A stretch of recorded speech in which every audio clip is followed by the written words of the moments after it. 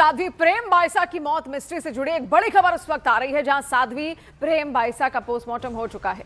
देखिए, हालांकि postmortem report अभी तक सामने नहीं आई है, लेकिन सूत्रों से मिली जानकारी के मुताबिक पोस्टमार्टम में 3 प्रमुख बातें जरूर कही गई हैं। साध्वी के शरीर पर किसी तरह की चोट के कोई निशान नहीं है, शरीर में जहर नहीं पाया गया है, इसके अलावा विसरा प्रिजर्व कर लिया गया है। पुलिस इस मामले में अब मेडिकल एक्सपर्ट्स की ओपिनियन लेने की तैयारी में भी है। अब जानकारी के मुताबिक पोस्टमार्टम रिपोर्ट से भी मौत की गुत्थी सुलझ नहीं सकी है। पुलिस साध्वी के पिता और गुरु के साथ ही परिवार के सदस्यों, आश्रम में रहने वाले दूसरे लोगों का बयान भी दर्ज कर सकती है। और साध्वी प्रेम बाइसा की मौत पर सस्पेंस और गहराता जा रहा है, जहां पिता के दावे के बाद अब पुलिस ने डेक्सोना इंजेक्शन लगाने वाले कंपाउंडर को हिरासत में ले लिया है। इंजेक्शन के खाली खोल जब्त कर लिए गए हैं और आश्रम को सील कर दिया गया है। बताया जा रहा है कि डेक्सोना इंजेक्शन लगाने के महज 5 मिनट बाद साध्वी की मौत हो गई। हालांकि मौत इंजेक्शन से हुई या किसी दूसरी वजह से, इसका खुलासा पोस्टमार्टम रिपोर्ट से होगा, जो आज आने वाली है। वहीं डॉक्टरों का कहना है कि डेक्सोना एक स्टेरॉइड इंजेक्शन है जो सूजन और गंभीर एलर्जी में लाइफ सेविंग ड्रग के तौर पर इस्तेमाल होता है और इससे आमतौर पर तत्काल मौत नहीं होती। हालांकि इसके कुछ साइड इफेक्ट हो सकते हैं।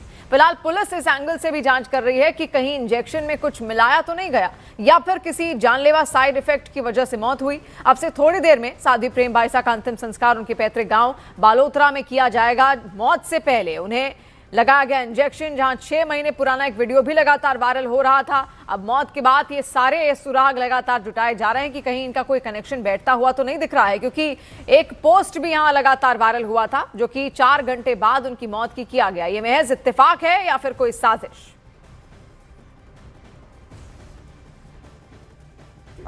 इनके पिताजी द्वारा ऐसा बताया गया कि इनकी कल थोड़ी तबीयत खराब थी, जिस पर इन्होंने किसी प्राइवेट कंपाउंडर को बुलाया था। प्राइवेट कंपाउंडर ने जो इंजेक्शन लगाया, बाद उसके इनकी तबीयत काफ़ी ज़्यादा ख़राब होने लग गई, जिसके बाद इनको एक प्राइवेट हॉस्पिटल में दिखाने ले गए, जहां उन्होंने बताया कि इनकी मृत्यु हो चुकी है। उसके बाद जो बॉडी है उसको MGH मोर्चरी में शिफ्ट करवाया गया, प्रॉपरली वापस से जाँचें करवा के शिफ्ट करवाया गया और अब मेडिकल बोर्ड द्वारा पोस्टमार्टम जो है वो उसकी प्रोसेस चालू है। और साध्वी प्रेम बाइसा की मौत पर सवाल इसलिए भी उठ रहे हैं क्योंकि अभी तक की कहानी में कई ऐसे पेच हैं और अनसुलझे सवाल हैं जो बताते हैं कि दाल में जरूर कुछ काला है।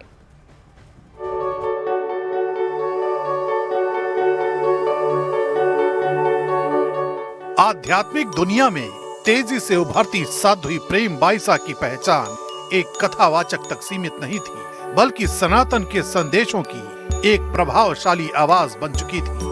लेकिन इसी शोहरत के बीच एक वायरल वीडियो सामने आया जिसने उनकी छवि को गहरे विवाद में धकेल दिया। साध्वी ने खुद आरोप लगाया कि वीडियो को एडिट कर पिता पुत्री के पवित्र रिश्ते को बदनाम करने की साजिश रची गई। इसी दर्द, अपमान और मानसिक पीड़ा की झलक उनके कथित अंतिम सोशल मीडिया पोस्ट में भी दिखती है। पोस्ट में बार बार सनातन संतों और न्याय की बात, मानो ये संकेत हो कि साध्वी खुद को एक बड़ी साजिश का शिकार मान रही थी। सवाल यही है, क्या ये पोस्ट आस्था की आखिरी अभिव्यक्ति थी या किसी गहरे जख्म की गवाही? सभी पूज्य संतों को प्रणाम। मैंने हर एक क्षण सनातन के प्रचार के लिए जिया।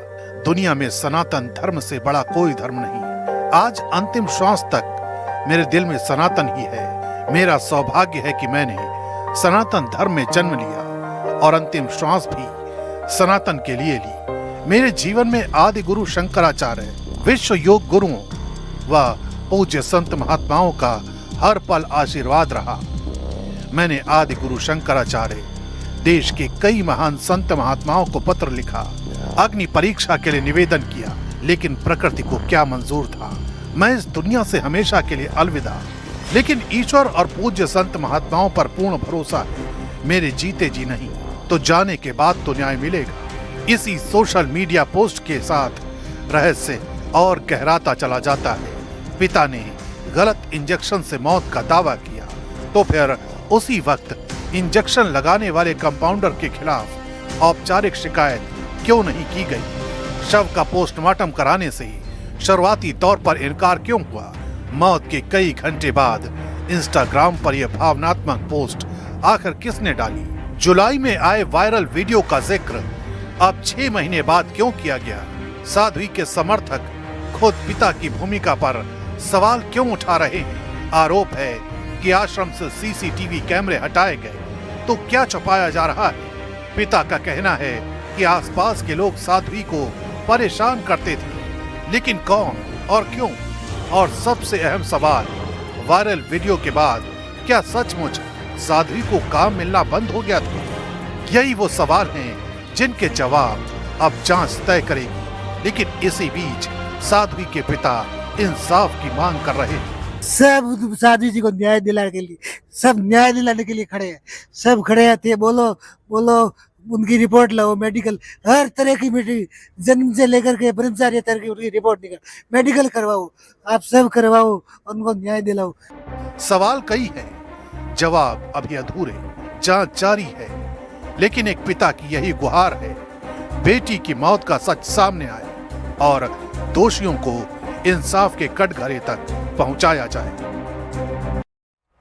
और देखिए, साध्वी प्रेम बाइसा की मौत सवालों के घेरे में है। बीजेपी विधायक बाल मुकुंद आचार्य ने प्रेम बाइसा की मौत की सरकार से जांच की मांग की है। लगातार उनके परिवार का भी यही कहना है कि किसी भी तरीके से इस मौत की जांच यहां पर होनी चाहिए। क्या वाकई ये मौत यहां पर नेचुरल डेथ है या फिर किस तरीके से, क्या कोई इसके पीछे साजिश है, उसको लेकर जांच की बात अब लगातार की जा रही है। प्रेम बाइसा के मसले को लेकर भक्त काफी उत्तेजित है। कई लोग कह रहे हैं कि इसमें पूरे में साजिश है। आपको क्या लगता है और क्या चाहते हैं? देखिए, ये काम जांच एजेंसियों का है, संबंधित डिपार्टमेंट का है। मैं मेरी ओर से पहले संवेदनाएं रखता हूं परिवारजनों के लिए, और प्रेम बाई साहब की दिव्य आत्मा भगवान में सम्मानित हो, ये प्रार्थना करता हूं। प्रेम बाई साहब का जिस प्रकार का बाल अवस्था से अपने गुरु के साथ, अपने पिता के साथ में जो स्नेह रहा है, माँ नहीं होने से माता और पिता दोनों स्नेह पिता से मिला है। पिता उनके गुरु भी हैं, और उनके शिक्षा गुरु होने के नाते, धर्म गुरु होने के नाते, और पिता साथ में होने के नाते, और पिता और माता का फर्ज निभाने के नाते, उनके पारिवारिक अपने निजी रिश्ते को इस प्रकार से गलत तरीके से प्रेजेंट करके पूरे भारत और विश्व में बदनाम करने की चेष्टा करने वाला अपराधी है, उसको सजा हो। ये उनको मानसिक तनाव था। दूसरा, ये डेथ कैसे हुई, ये मृत्यु कैसे हुई, इसकी जांच होनी चाहिए। अस्पताल कारण है, दवा कारण है, अपवाद कारण है, डिप्रेशन कारण है, या किसी व्यक्ति ने साजिश रची, ये सबकी जांच होनी चाहिए। और पिता पुत्री और गुरु के रिश्ते को जो बदनाम किया, उसकी भी साजिश के जो लोग थे उस पर भी कार्रवाई होनी चाहिए, और अपराधी सलाखों के पीछे होना चाहिए, कड़क सजा उसको होनी चाहिए। ये मैं मांग करूंगा, और अपनी ओर से अखिल भारतीय संत समिति की ओर से मैं सरकार को आज ही निवेदन करने वाला हूं। और देखिए, राजस्थान के गृह राज्य मंत्री जवाहर बेडम के मुताबिक पूरे मामले की विस्तृत जांच करने के लिए यहां पर कह दिया गया है, और इसकी जांच भी अब यहां पर पूरी तरीके से की जाएगी, और पता लगाने की कोशिश होगी कि क्या कोई साजिश इसके पीछे यहां पर थी। राज्य मंत्री जवाहर बेडम साहब, जो जोधपुर के अंदर प्रेम बाइसा की जो मौत हुई है, उसको लेकर काफी सवाल खड़े हो रहे हैं। देखिए, प्रेम बाइसा साध्वी हमारी सनातन धर्म की एक बहुत अच्छी प्रचारक और कथावाचक थी। मेरी श्रद्धांजलि है कि वो उनका असामयिक निधन हुआ। उनके निधन को लेकर के उनके परिवार, सोशल मीडिया, अखबार, अलग अलग तरीके की बातें आ रही हैं। उनके परिवार का कहना है कि गलत इंजेक्शन लगाया गया, जिसके कारण साधु प्रेम बाइसा की मौत हुई।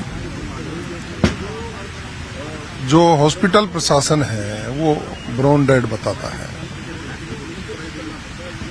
सोशल मीडिया पे कुछ दूसरी बातें आ रही हैं, अखबार में अलग तरीके की बातें हैं। तो ये मैं समझ सकता हूं कि उस पर विस्तृत जांच हमारी पुलिस कर रही है। अभी